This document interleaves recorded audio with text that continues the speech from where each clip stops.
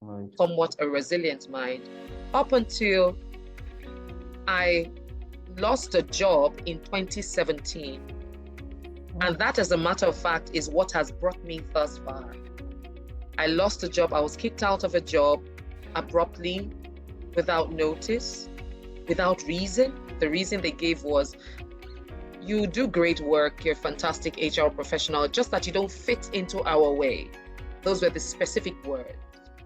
And for someone that had spent so much to develop herself, the area of my skill at the time and the area of my practice at the time of human resources, I'd gotten international and local certifications. I'd done a coaching training. I was already coaching. I'd taken several trainings on how to impact people, how to connect with people, and all of it. And self-trained, I'm not one of those that leans on my organization to train me. Mm. I'd been taking certification courses even before I got to when I needed them. So when I thought of how much I had invested in myself, and then an organization asks me to leave abruptly and what I thought was the prime of my career, it broke me. It Mm. shattered me almost beyond. I hit ground zero.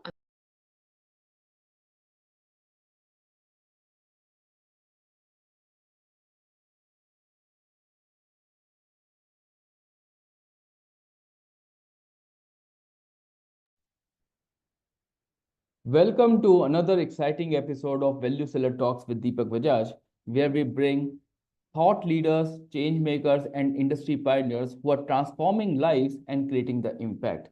Today, we have a powerhouse guest, Stephanie Kadiri, widely known as StephREDD. She is a genius activator, bilingual life and executive coach, transformative speaker, and the convener of the UR3 Resilience Summit. With over 2 decades of experience spanning Anglophone and Francophone, which are based out of Africa, Stephanie has empowered individuals, teams, and organizations to re engineer mindset, communicate effectively, and achieve unstoppable impact.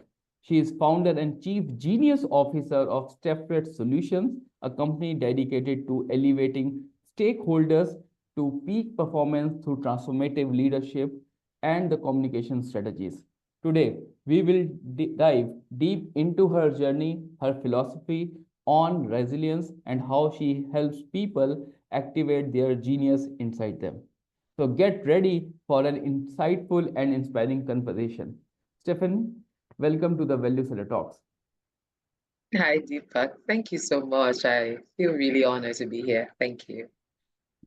And I'm always following you, and you're doing a great work on the all the platforms as well as creating an impact to the individual.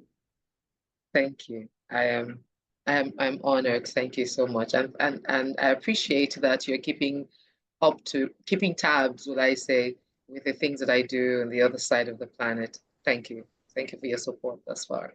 Mhm. But Stephanie, I would like to know, I means we all, the 36,000 people who are connected and who will be watching Yeah. this episode, they want to know you as a person first.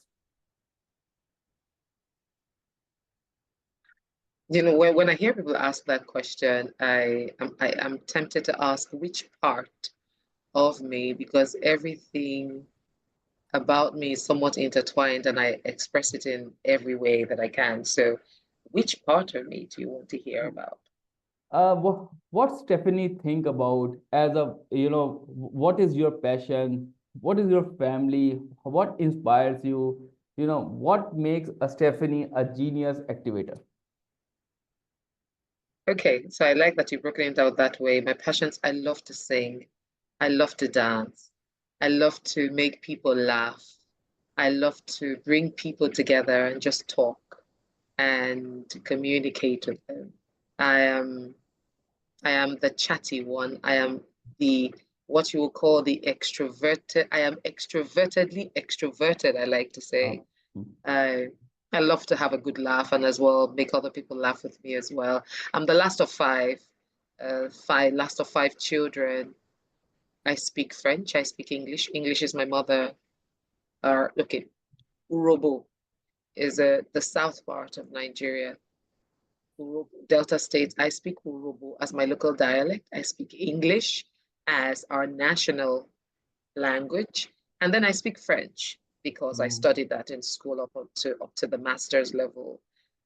And what else about Stephanie? I think I believe every other thing just flows from there. Every other expression just flows from there, whether I am communicating in whatever form of communication, whether it's teaching, it is instructing, it is giving a charge, or singing, or just cracking jokes and making people laugh. Yeah. And believe me, that's the most difficult task, and to make the others laugh. Right, yes, because some people are quite stuck up, but even when they don't laugh, I try to make sure that I leave a good cheer. And if they don't laugh, then there must be something else. I try to find out what it is that could be holding them back from laughing if they give me the time. But yeah, I do the best that I can. So I must say, in a very short sentence, but very deep sentence, you are a people person, full of empathy. Yes, I am. Thank you. Thank you And for that summary.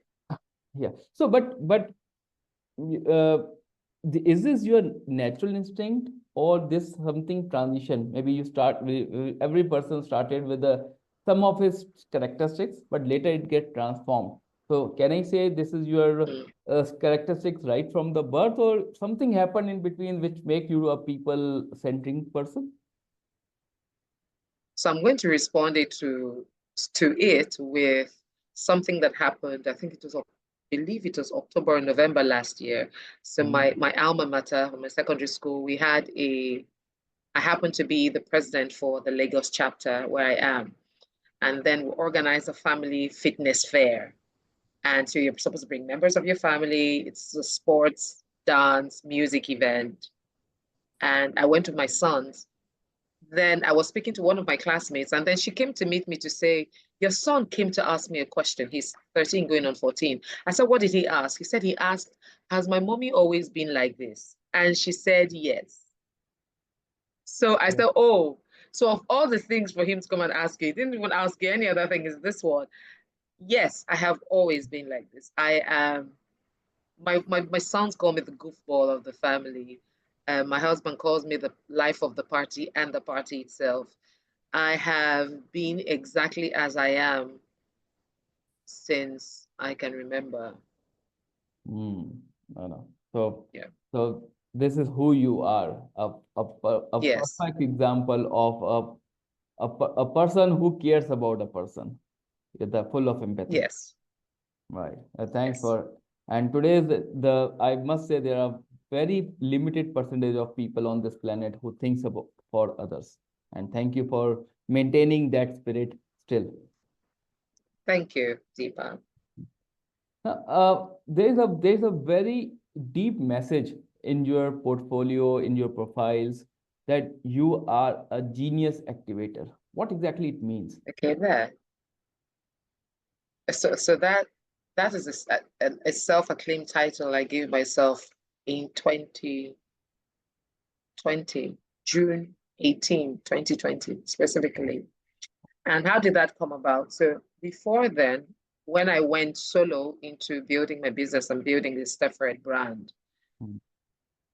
I had been studying, I decided to focus on identity. And that was because I was coming to the awareness that identity is it plays a significant role in all our lives, whether individual identity, collective or social identities. And it somewhat directs how we engage, how we see ourselves, how we see other people, how we engage in society, how we connect with people. And one of the things I now began to realize was how many times we could lose our identities because we're trying to fit into a social or a collective identity. And then we lose our personal identities, forgetting that that is the center that actually holds us together. So during the lockdown, I like to say the lockdown was one of my best times for not just me as an individual, but for my family, because it gave us a lot of bonding and reinvention time. And in June, the wee hours of June, somewhere about, because I'm quite nocturnal. I'm one of those people that I am most productive between 11 p.m. and 4 a.m. So You could leave me during the day and I could doodle and not focus. But the moment it gets to, particularly between 1 a.m. and 4 a.m., it's like as though there's a highway that just opens in my head. And that's why I channel my ideas. That's where all the dreams and all the visions come in. So one of those nights, and I also try to use it to study, and that's why I also study the best.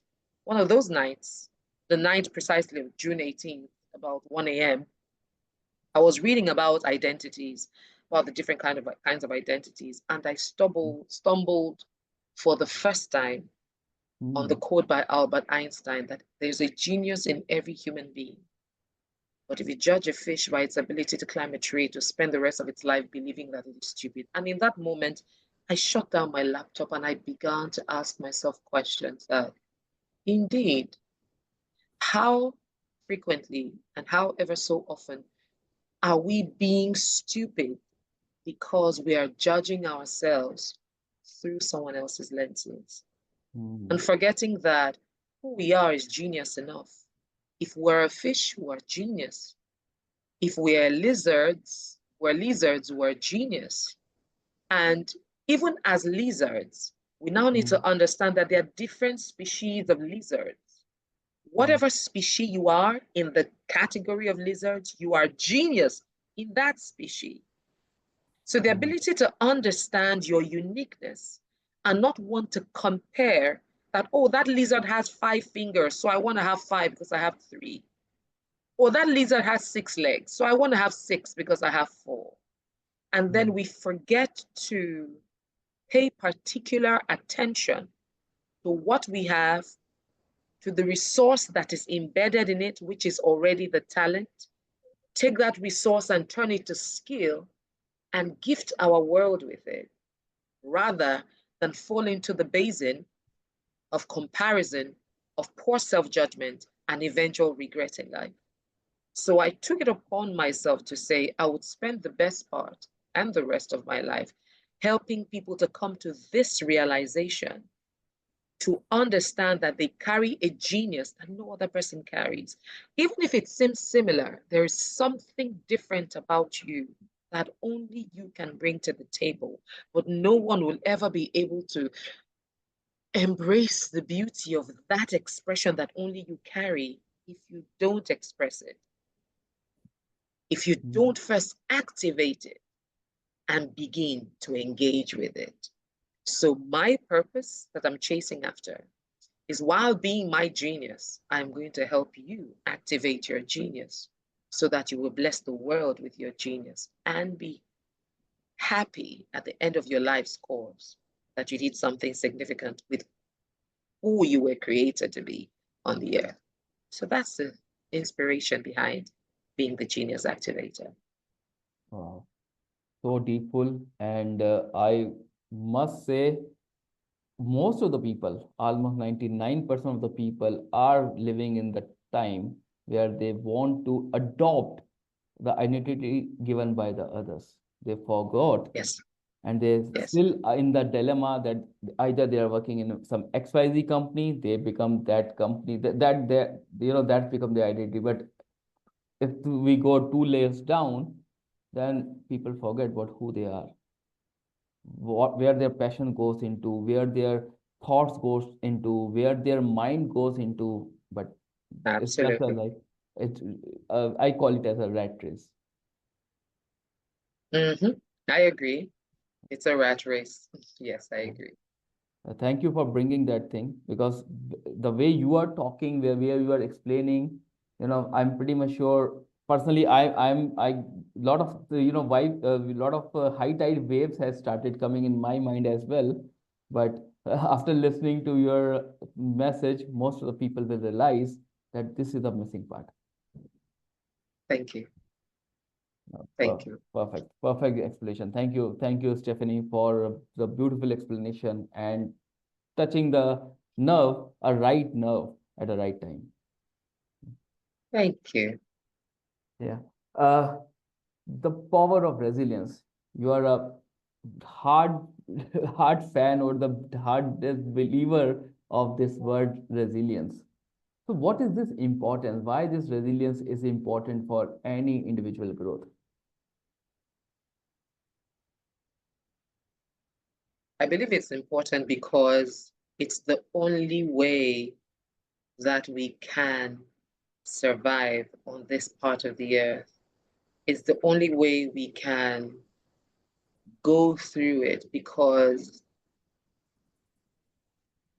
life is beautiful, but it comes with ups and downs.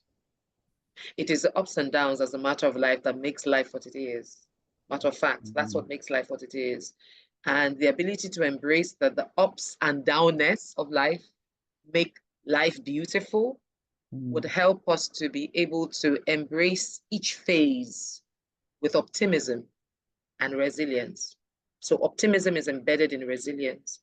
And, the acronyms for, I beg your pardon, the synonyms for resilience include such things like flexibility, elasticity, bounciness, that means to bounce back, pliability. So that's when you find yourself in a situation where you are having to go up a mountain and come down the mountain. It takes a different kind of skill to climb and a different kind of skill to descend. So the ability to be flexible when it is time to climb, to change gears, and change gears when it is time to descend. There's a way you would climb that you would get tired too quickly and may not be able to finish. There is a way you would descend that you would descend too fast and you could crash, right? So there's just different aspects to being pliable, to being flexible. And I believe that it is something that we must embrace as human beings if we really must survive this earth, because life is a combination of mountains and valleys, I like to say. And it is the valleys that make the mountains relevant, because without no mountains, everything is a plain. Without no valleys, everything is a plain. So the mountain is only relevant because there is a valley. The valley is only relevant because there's a mountain. So the ability to embrace all of this takes a flexible mind, takes a resilient mind that says, you know what, I'm going back at it. And I won't quite say I have always been like that. Yes, I've always been a determined person. I've always been that person that does not like to leave things behind unfinished. I've had a few failures. I mean, yesterday was my wedding anniversary, and one of the things I wrote about my husband was, I have failed several times. I'm grateful that I have not had to, I didn't make a choice with the choice of a life partner where I had to repeat that. And talking about repeating, I failed it. I repeated in secondary school. I repeated the class. I failed in my university, and I almost repeated my 100 level. I failed some professional exams and I've taken them again. Yet I've had people that failed with me, but didn't go back to it because they were too ashamed.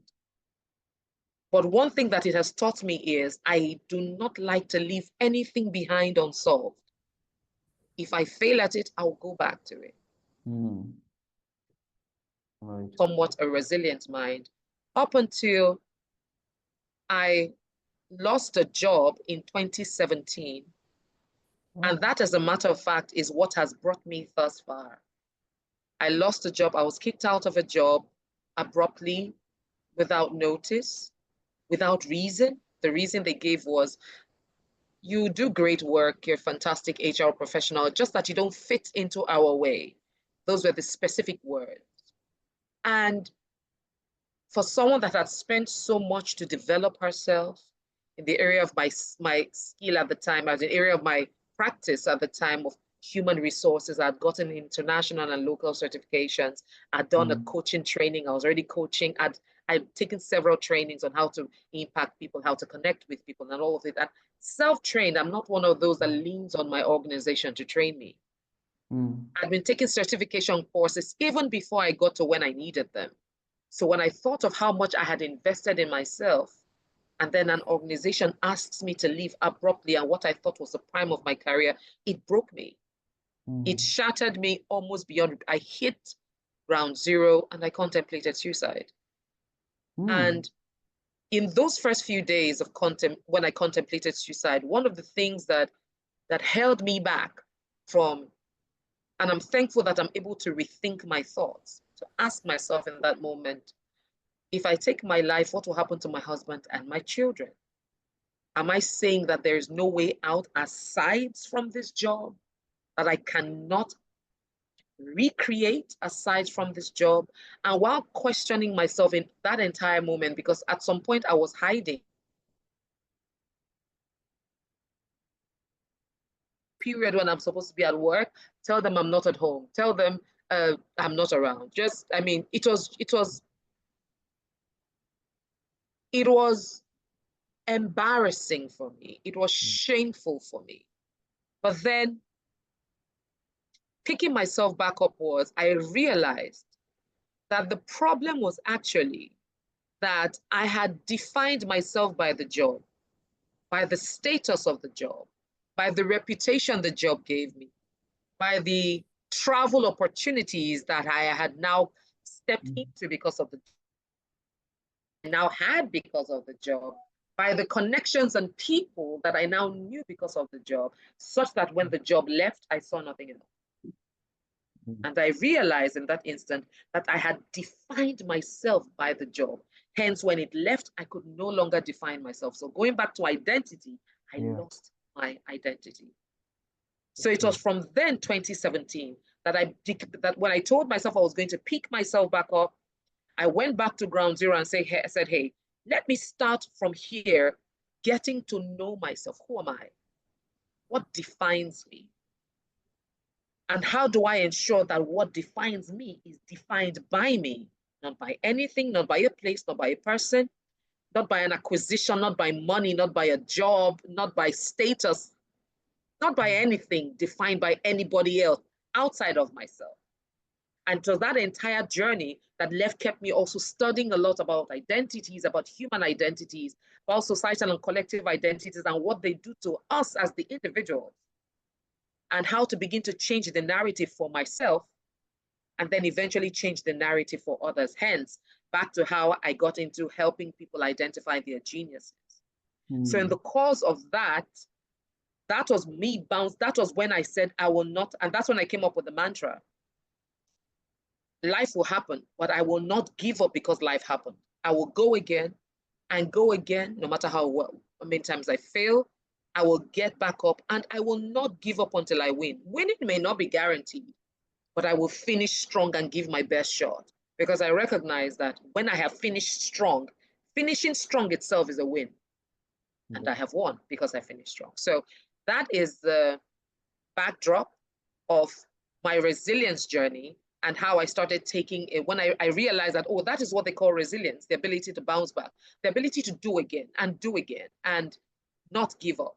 That is resilience. And so I just decided to become a champion for it as well, because as a matter of fact, for us to be able to optimize and operate on our genius level, we have to be resilient.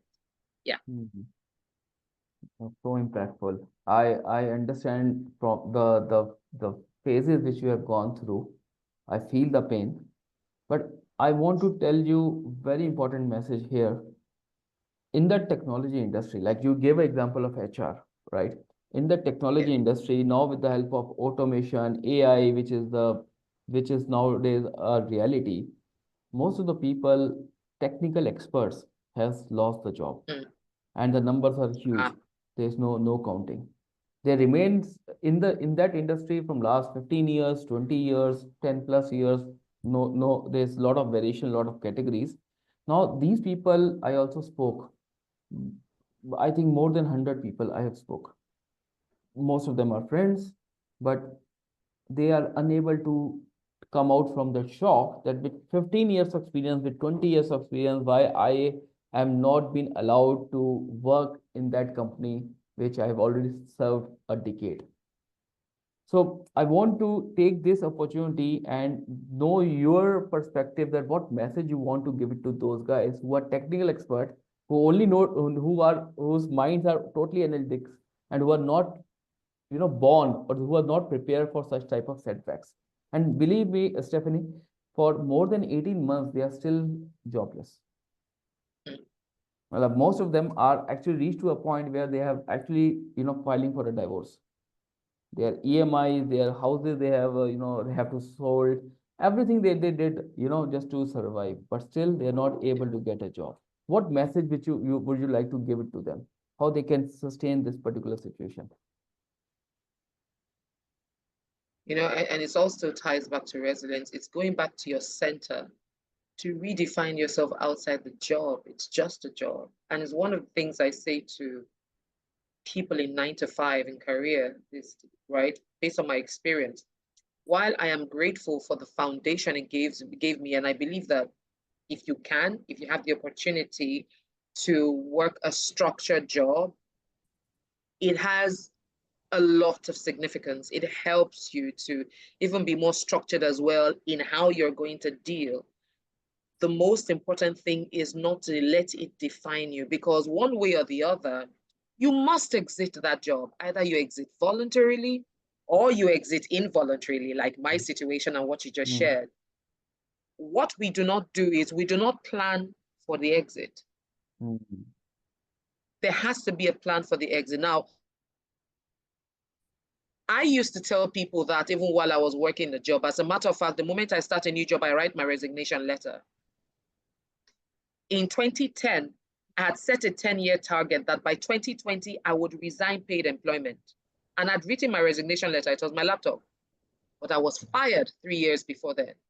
So even though I had an exit strategy, it just didn't come at the time I planned for it. So it took me unawares.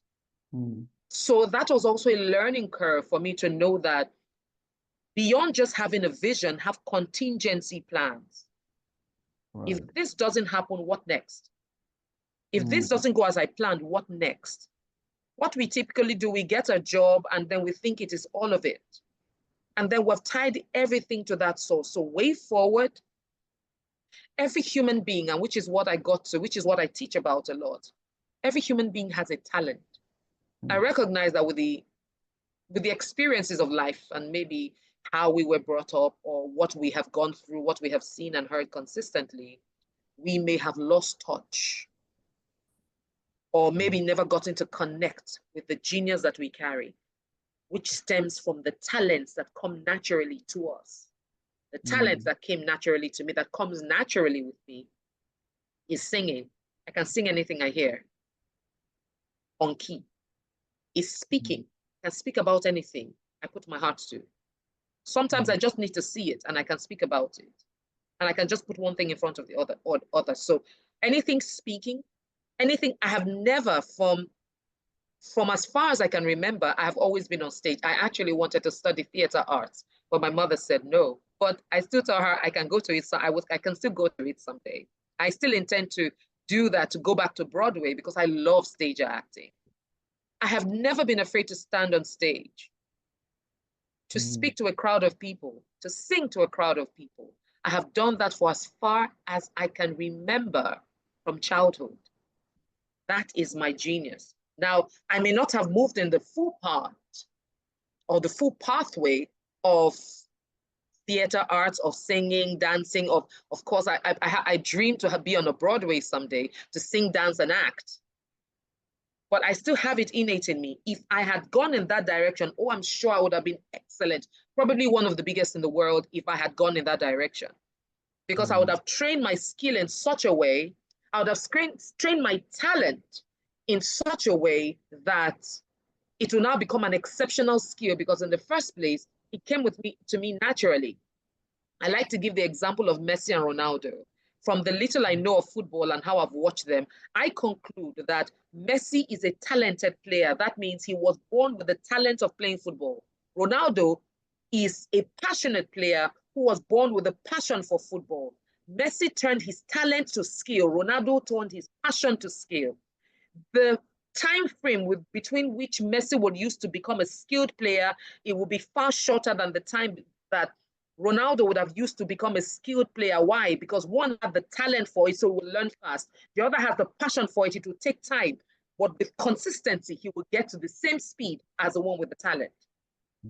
So these are the things that we need to ask ourselves. Are the question, I know one of the biggest questions I hear people always ask, but I believe do not leave people with the direction to it. And I've created a lot of products around that, is breaking down the question, who am I? Who are you? That who are you question is such that in defining yourself, you have to be able to go back to, what are my skills? Or rather, what are my talents? What am I passionate about? Which of these have I turned into a skill that I can offer for value? So it's not just the value that you were given at the place of work, it is gone. Okay. You can't nurse it, you can't rehearse it, you can't curse it, you can't repeat it. It is irredeemable. And when we are complaining and even destroying our present because of a past that we have no control over, and forgetting that there's a future you can have hope toward, we frustrate ourselves. The past is irredeemable. It's gone. Okay, I've been fired. What next? There is hope, which is where you need a resilience. And resilience comes with hope, with belief in self, with flexibility to say, what do I need to learn anew? Where is the world moving towards? What is the skill that the world will always need? What do I have that I can use to tap into this thing that the world needs? Because for you to be able to put money on the table, you have to be able to offer a value that someone sees as significant. Offering something that either you are skilled at. Now, to have great value, you have to be skilled at it. Because offering at a talent level is still raw. We need to turn talent to skill and turn passion to skill. So these are the questions I would charge anyone listening to say, hey, go back to the center of who you are and don't destroy your present because of something you have no control over. You have no control over who fired you. Yes. You have no control over who treated you badly. Why do you want to destroy your marriage or destroy your family or destroy your life because of something that was out of your control? What is within your control? Your thought is within your control. Your words are within your control. The actions you take are within your control. Why are you not using that as against considering splitting or taking your life or venting on someone else who didn't hurt you, but just now happens to be a victim of your circumstance? How do we begin to take charge? Okay, life has happened to me. I take charge of my narratives. I rewrite it, which is where you were part of the UR3 Resilience Conference. And UR3 means unveil, review, redefine, and relaunch. When life happens, and it happens in different ways, don't beat yourself. Don't judge yourself. Accept what has happened. Become aware of it. And recognize this has happened to me. Strip yourself of everything and come to the realization, this is where I am. Unveil. Review. How did I get here? What could I have done differently? Or what could I not have done? Or whatever. Just review. Ask yourself all the questions. And then when you find that clarity, redefine a future. In redefining, who do I want to become, regardless of what happened to me that has made me who I am now? Who can I still become? Because I always say that life is a constant journey of becoming and re-becoming. So that I have become someone because of what a job has given me, doesn't mean that is all there is about me.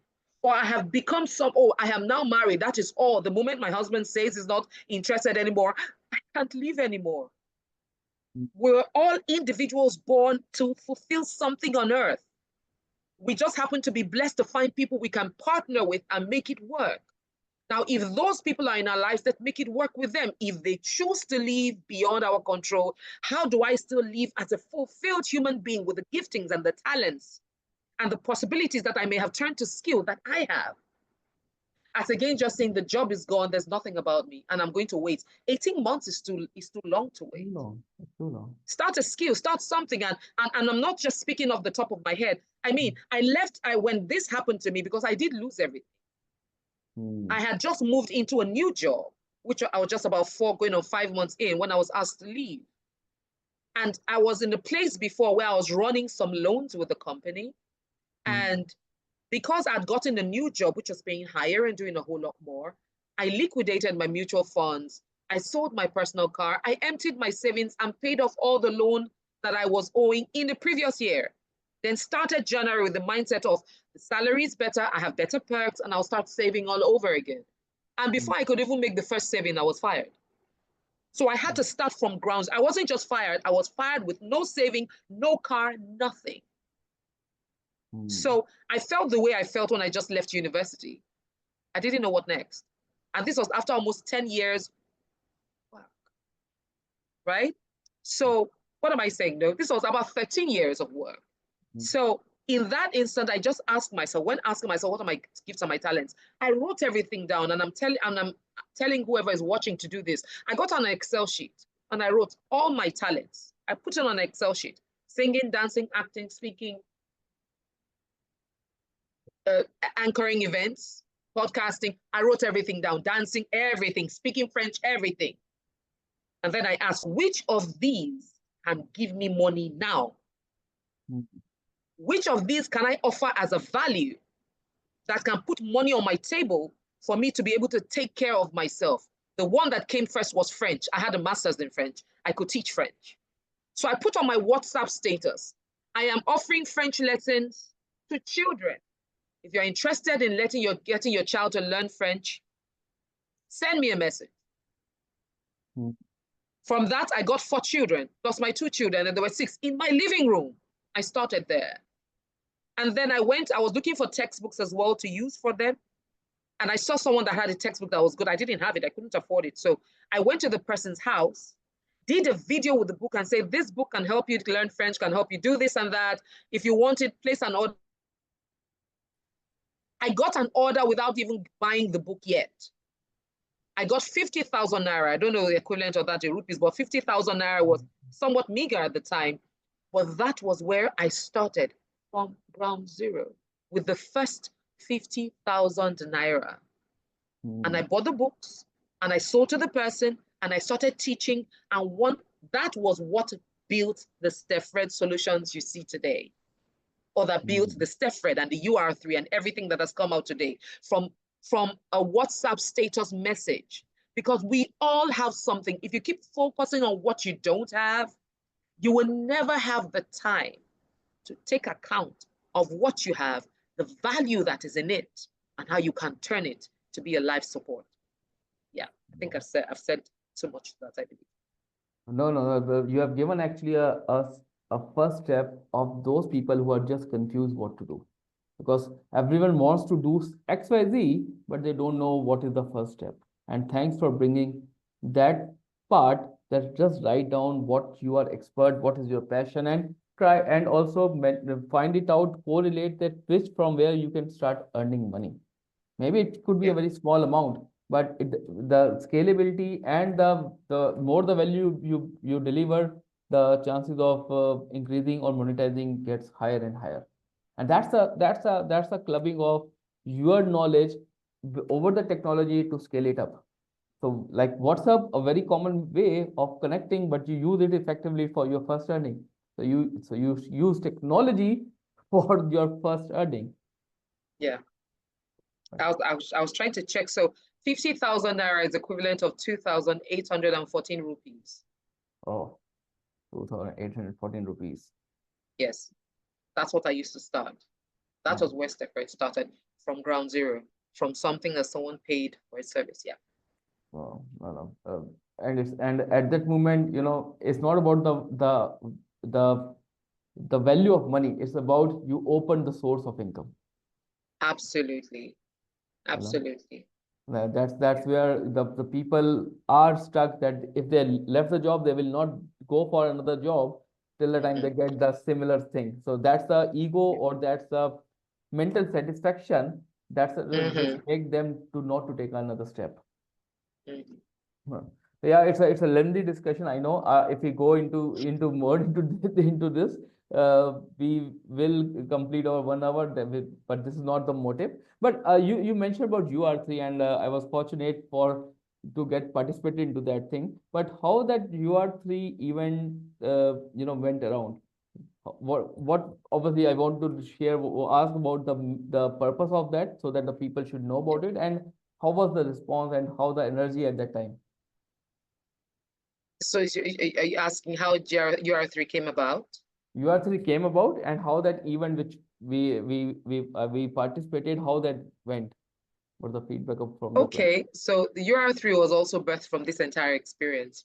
So remember, this happened to me. The job loss and the suicide contemplation happened in 2017. When I picked myself up and started progressing in 2019, engaging, of course, I'm in the middle of it. I started engaging a lot of coaching clients, right? I went back, took on my coaching full blown. So I just pivoted from human resources.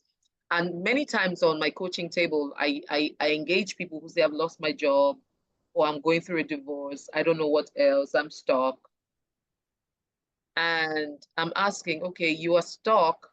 How do you think your way out of being stuck? How do you get to that place of critical thoughts to say, what is wrapping me really? And how do I detangle myself?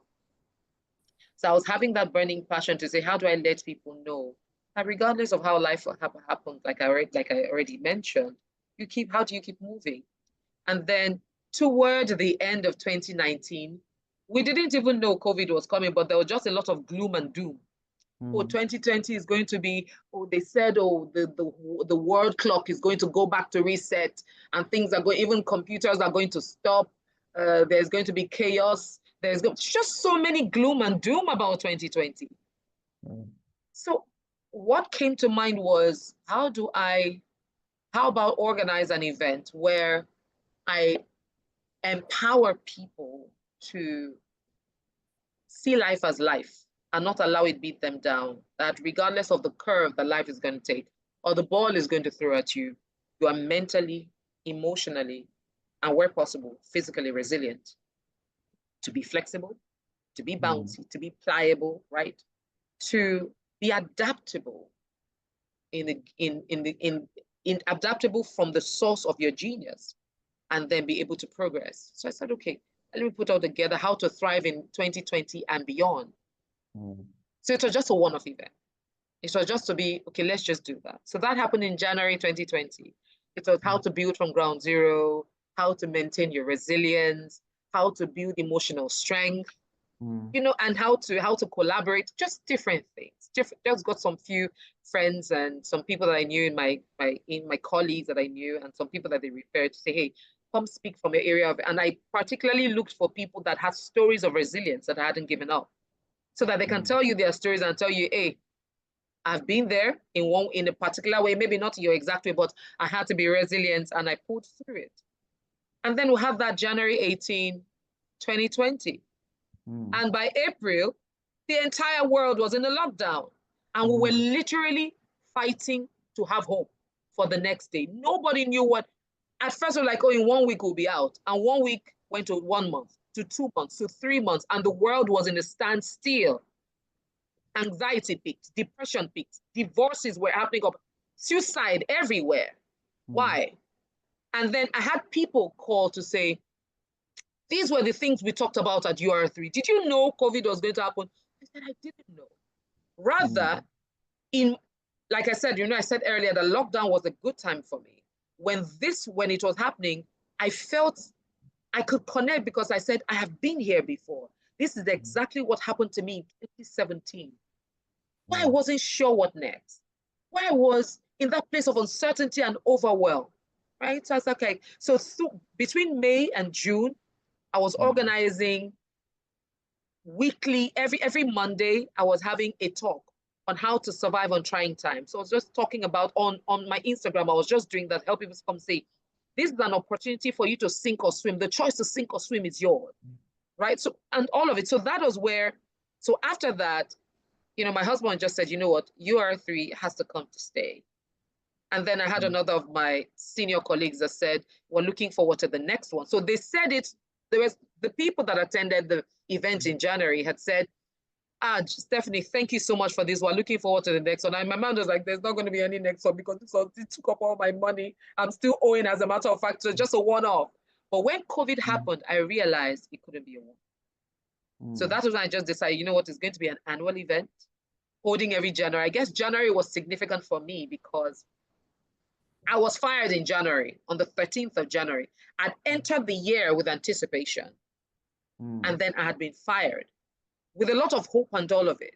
So January, the reason wanting UR3 to hold in the beginning of the year is so that first start the year really with anticipation, fill your heart with all of it. And regardless of what happens in the course of the year, remember that how you started must not diminish.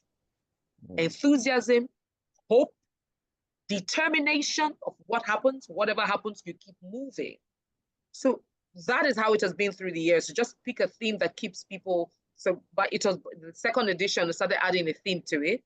The first edition, there was no theme. It was just supposed to be one-off.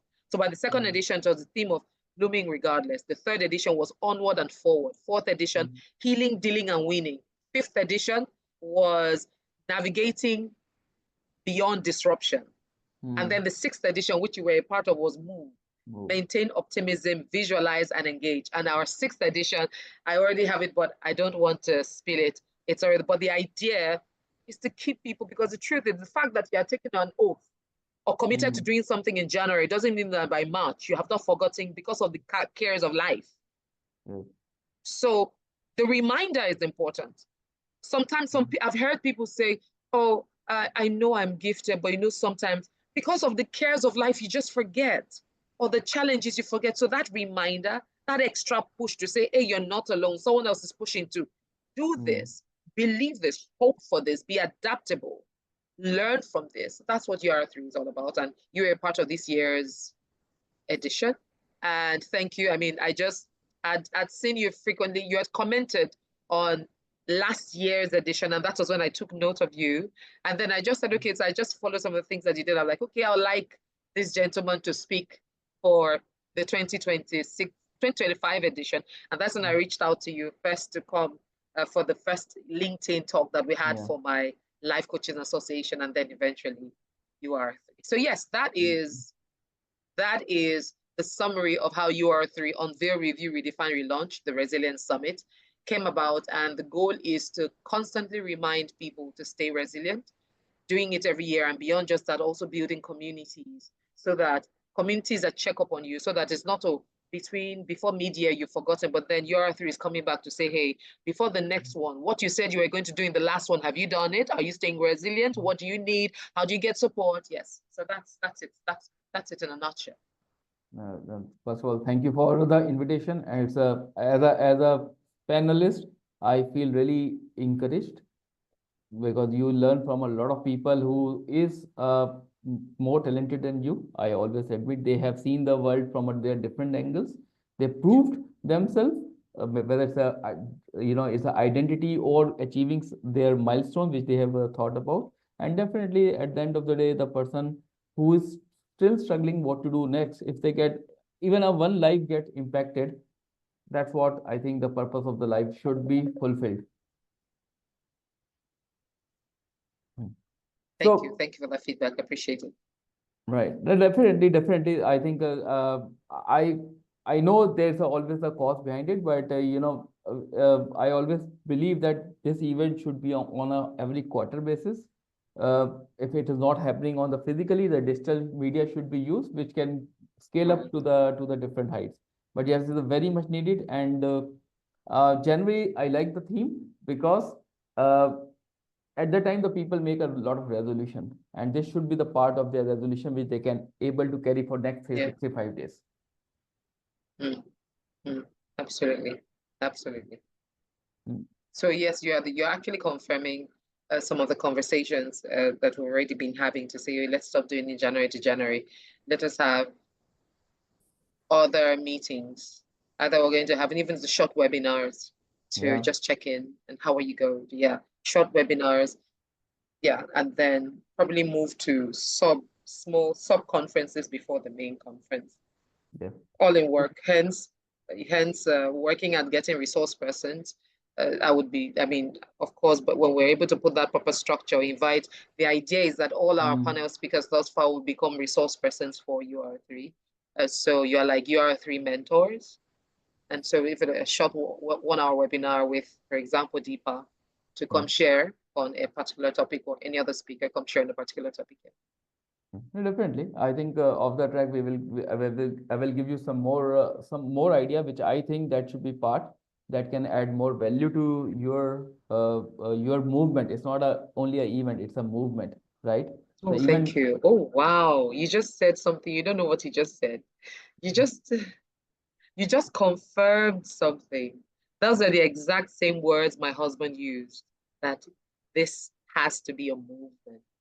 So the word movement, and movement from movement, right? From the maintain optimism, visualize, and engage. And my husband and I have been talking about it over the last few days, about making it a movement. So hearing it from you is actually like a confirmation to me to say, okay, on the right track. Let's keep pushing it. So thank you for Appreciate it. Right. I now move into again, sorry, we were using the word move now a lot. that. That's okay. But but if I look into this StephREDD uh, solutions, what exactly you are covering into that? I know you mentioned about the purpose already. I don't want to reiterate that, but what exactly you are covering in that StephREDD solution? Okay, so while I try to focus primarily around activating people's geniuses, we're really a human capital development firm, Mm, and our focus is change catalysis, right, and human transforming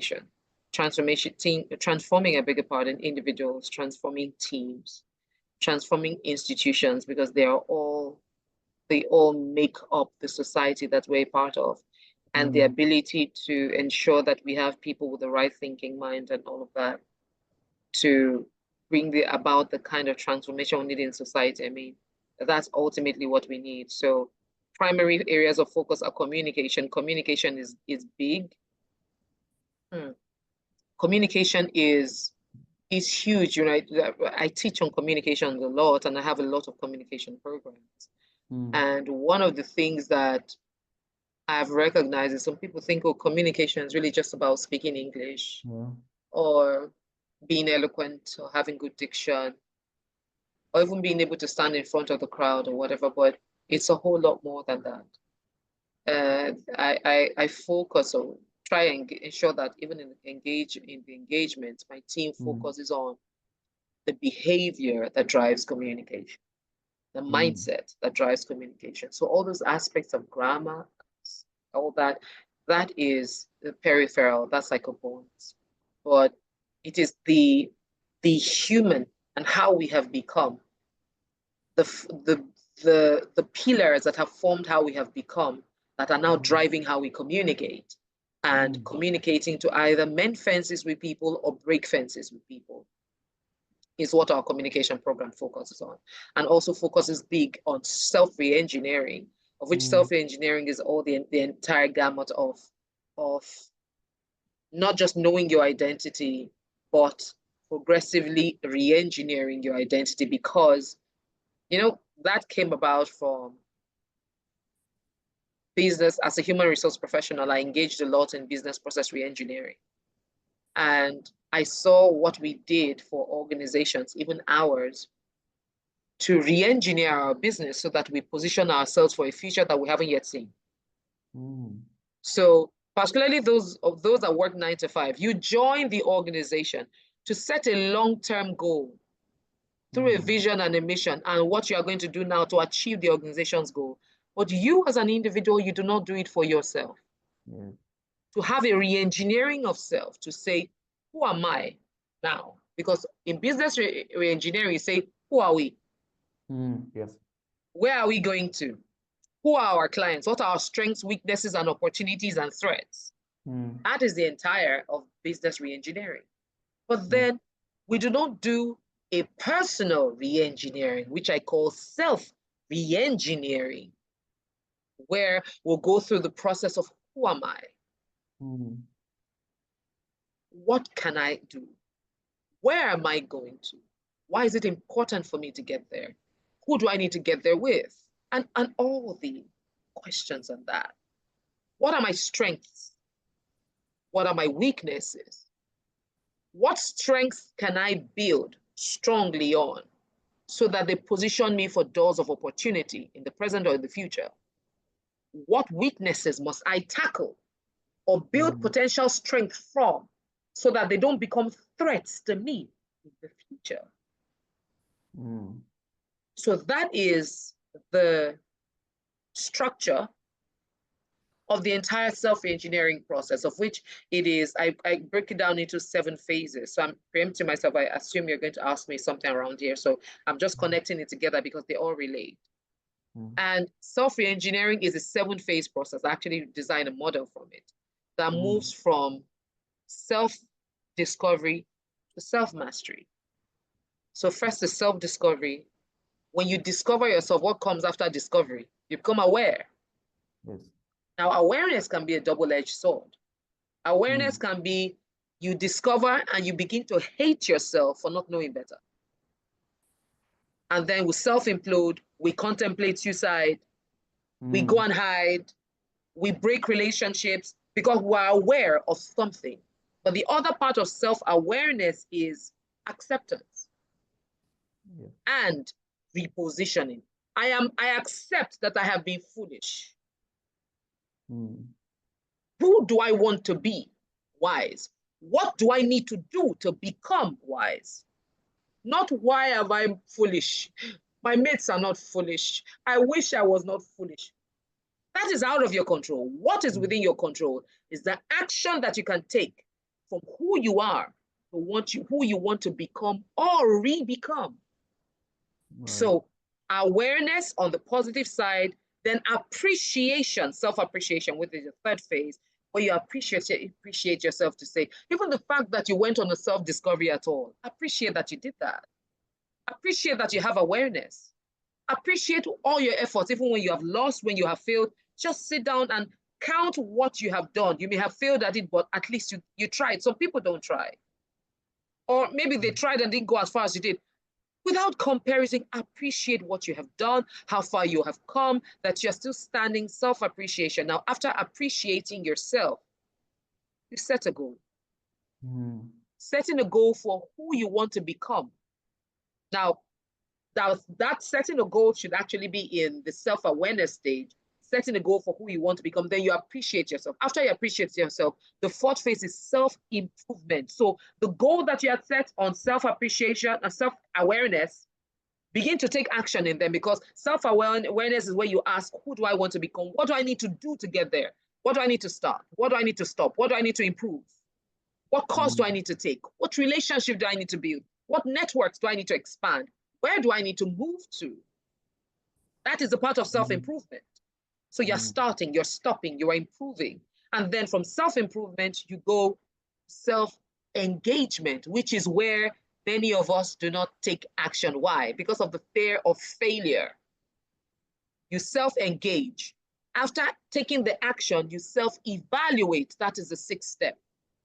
Evaluate Mm. yourself based on the goal you set when you became aware and the results that you have gotten out of the improvement that you carried out on yourself to achieve the goals. If you achieved the goal as you desire, then you move to self-mastery. You are a master on that level. If you do not achieve the goal, go back to self-appreciation. Appreciate yourself for trying. Don't kill yourself because you Yeah. failed, Yes. right? And then ask, okay, what did I do? What can I do differently? So you go through the motions all over again. When you hit self-mastery is on one level, now move to another level, because the fact that you have finished the 100 your first degree exam does Mm. not mean that is all about your life. You are a master in the university, you go to the workplace and you become a student. Mm. So you are back to the lowest level on a higher level. It's not a Yes. time to beat yourself to say, I am not enough. The same thing you did to get yourself to the high level, to the highest point on Mm. the previous level, you do Mm. the same thing on another level, starting from self-improvement, self-engagement, self-evaluation, self-mastery, move to another level. That is self-re-engineering, because you're going back and forth in levels and dimensions. So these are the things that StephREDD solutions. We have tools for that. We have models to drive it. And that's what will help individuals, teams, and organizations to achieve, so that they can be more optimal individually and collectively. Yeah. Wow. So you are grinding the person to make it a polished version, and then again putting in the grinding so that it can become a diamond. And that's what we call it as a progression, right? You are Yes. moving, you are not going, and you are not stopping at one stage. Once you reach there, then you have to move to the next stage, and that's where you reach to the top. Yeah. Yeah. Fantastic, fantastic. And definitely, as you mentioned, your tools, your processes, everything is in place, and I believe it's applicable for any individual. You are not, and maybe a fresher can also be a part of this, because you also need Yes, to, absolutely. and they need the most Oh, handholding. absolutely. along with the experts who are already professionals, working professionals. Absolutely. It applies to everyone, whatever level you are. You're either beginning somewhere in transition, or it's either you're in transition, or you're at a level where you feel you have maxed out of and you want to go to another level. Except you believe you have already achieved all that there is to achieve, and you don't want anything for yourself. But if you're progressive, you're forward thinking, you're seeking to expand yourself, expand your knowledge as regards self-development and self-improvement and self-expansion, self-actualization, Yeah. then yes, And self-engineering is definitely for you. there's always a room of improvement. Absolutely. Um, I have a very basic question. That why the individual have a self-doubt feeling? Even he may be a professionally qualified, a good student, but still a toppers also have a self-doubt feeling. Why? Because you already met with thousands of people, during the span. So what is your intake for that?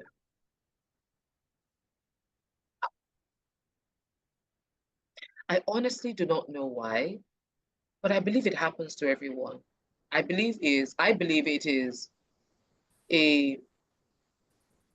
it is something that God has put in every human being so that they realize that human beings we're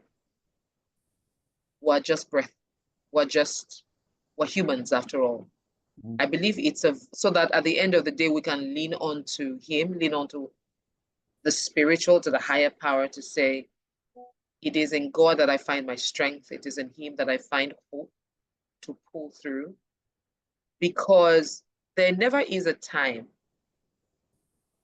that as confident as I believe I am, and that people believe I am, as courageous as I charge forth, where I don't feel afraid, particularly when I'm taking on a new task, Mhm. or when I'm venturing and I dare, for example, like, we're daring to take UR3 Global to have our first global edition in Dubai for 2026. Oh, that's a dare.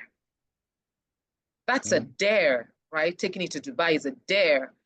And it scares me. The thought of it is frightening. Mm. Is it impossible? No, it's not. Is it possible? Yes, it is. So, what do I need to do to make it happen? It will require some work. Am I willing to do the work? Yes, I am. Mm. Am I trusting for the best? Yes, I am. What's the worst that will happen? It will fail. I will pick myself up and try again. But Right. what I tell myself is, I am far better than the person that didn't try. Mm. Correct. I am far better than the person that's probably looking at me and laughing, and then because I'm like, oh, I don't want them to laugh at me, so I go and hide. Oh no, because I Mm. have that vision, because I have that more internal motivation. And what I like to encourage people to do is, you have to be your greatest cheerleader. You have to be Mm. your biggest motivation, because even your motivator needs motivation. Your True. mentor needs a mentor.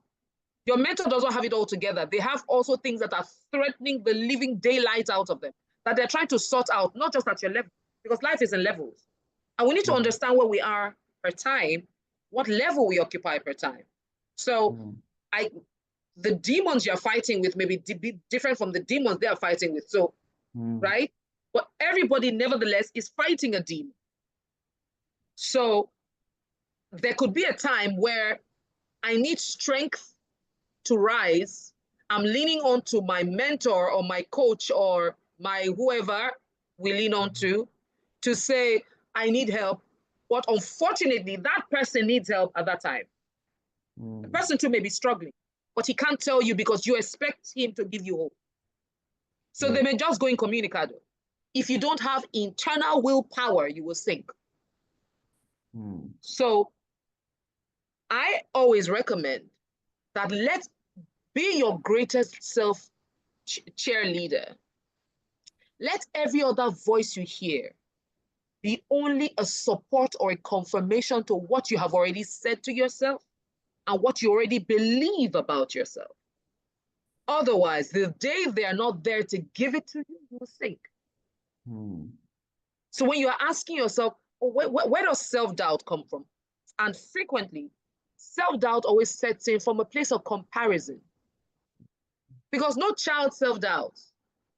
They only begin to self-doubt themselves when they see someone else and the person makes them feel less than how they have always seen themselves.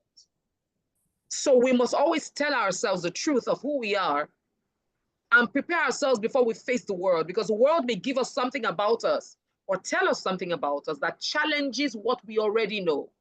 If the foundation of what we already know is not firm enough, if we don't believe it enough, if we're just chasing after it because someone said, oh, my father always believed it, or my mother always believed it, or this is what we do in my professional space, then the time will come where we will sink, we will be suffering imposter syndrome and self-doubting and fear of every single thing that comes. Just yesterday, I was speaking somewhere, and there was a particular lady that shared about a particular fear. And I said, they only said, what should I do? The only way to overcome your fear is to face it. The more you run away from it, it will remain a fear. And that's why I like when Zig Ziglar said, use the acronym of fear. Zig Ziglar's acronym of fear is either you forget everything and run, F-E-A-R, or you face everything and rise. Now, I added a third one, figure out everything and relaunch. And let me break that down. The reason you forget everything and run is because you feel incapacitated. You are seeing a giant. You think the giant is bigger than you, or it's going to swallow you. So you run for your life. You forget everything, you know, and you run away. Then when you face everything and rise above it, it's because you have the capacity, the internal power, mental, physical power to take on that giant. So you face the giant square, face everything, and rise above it. However, retreat does not necessarily mean surrendering. So you could be running away to go build capacity to return to fight. Right. So many times, the reason we fear is because we are incompetent. What we need to ask ourselves is, what will make me feel more confident to engage? What will make me feel more confident to move forward? When we think about that, then ask, what do I need to do to get this competence? How do I become more competent in this area of deficiency that is making me afraid? Because fear is often either from a place of incompetence, insecurity, uncertainty. How do I build security? How do I build certainty? How do I build capacity and competence to help me take on the challenge of the giant, to now face the giant in challenge, destroy it, rise above it? So facing everything and rise can actually also, can only come from a place of competence, I beg your pardon, or from a place of intentionally developing yourself to face the competence, so that you are retreating. Retreats, let's go, build back energy. And when I'm talking about this, I always put it on, you know, ancient days where, you know, the enemies are battlefront face to face on a very large expanse of land, like we see in the movie. And the enemy is on the other side, and they're killing out a lot of their foot soldiers and their artillery soldiers. And then you just see the general is saying, retreat, retreat. Surrendering is stop, bowing down and lifting a white whatever, we surrender, take us as your captives. That is still fear of surrendering.